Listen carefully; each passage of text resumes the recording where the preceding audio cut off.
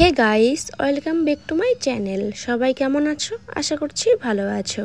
তো দেখো, আজকে একটি চিকেনের রেসিপি নিয়ে চলে এসেছি। তো এইভাবে চিকেন রান্না করে গরম ভাতের সঙ্গে খেয়ে দেখবে, দুর্দান্ত লাগবে। তো চলো রেসিপিটি শুরু করা যাক। দেখো, এখানে আমি চিকেনগুলো ভালো মতো ধুয়ে পরিষ্কার করে নিয়েছি।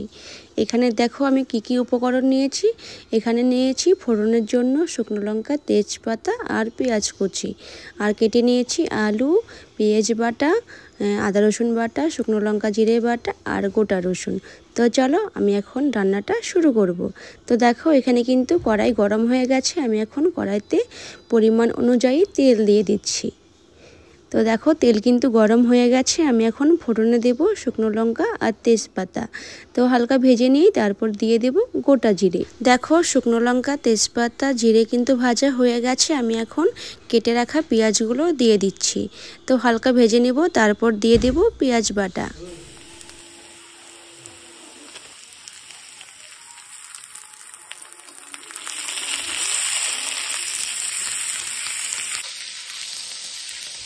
দেখো, পেঁয়াজ বাটাটা আমি হালকা ভেজে নিয়েছি। এখন দিয়ে দিচ্ছি আদা বাটা আর রসুন বাটা। তারপর দিয়ে দেব হলো জিরে বাটা আর লঙ্কা বাটা। আমি কিন্তু লঙ্কার পরিমাণটা একটু কমিয়ে দিয়েছি, কারণ আমার ছেলে খাবে বলে। তো তোমরা তোমাদের অনুযায়ী দিয়ে দেবে লঙ্কা বাটাটা।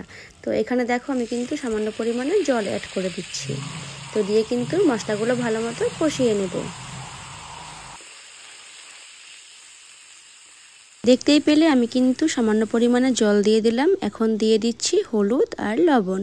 তো দিয়ে কিন্তু মশলাগুলো ভালো মতো কষিয়ে নেব। মশলাগুলো কষানো হয়ে গেছে। আমি এখন গোটা রসুন আর চিকেনগুলো দিয়ে দেব।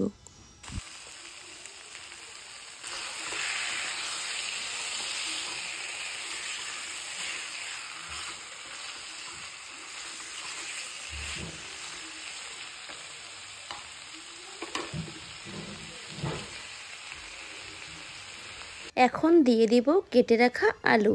তো আলুগুলো দিয়ে আমি ভালো মতো কষিয়ে নেব।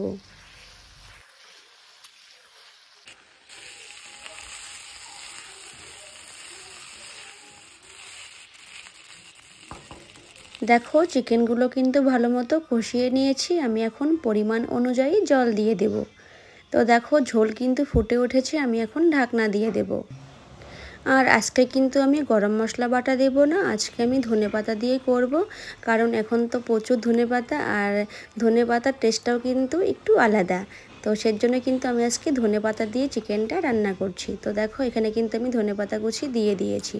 আর এখানে দেখো, ঝোলটা কিন্তু অনেকটাই কমে এসেছে। আর হ্যাঁ, কে কোথা থেকে আমার এই ভিডিওটি দেখছো অবশ্যই কিন্তু কমেন্ট করে জানাবে। দেখো, আমার রান্না কমপ্লিট। তো চলো আমি এখন সার্ভ করে নেব। এইভাবে রান্না করে খেয়ে দেখবে, দুর্দান্ত লাগবে। তোমরাও কিন্তু ঘরে ট্রাই করতে পারো। তো কেমন লাগলো আমার এই রেসিপিটি অবশ্যই কিন্তু কমেন্ট করে জানাবে। যদি ভালো লেগে থাকে তো আমার ফেসবুক পেজটা ফলো করে দিও। আর তোমরা যদি ইউটিউব থেকে দেখে থাকো তো প্লিজ আমার চ্যানেলটিকে সাবস্ক্রাইব করে দিও। সবাইকে অসংখ্য ধন্যবাদ আমার এই ভিডিওটি দেখার জন্য। তো সবাই ভালো থেকো। দেখা হচ্ছে অন্য আরেকটি রেসিপিতে। তো আজকের জন্য টাটা, বাই বাই।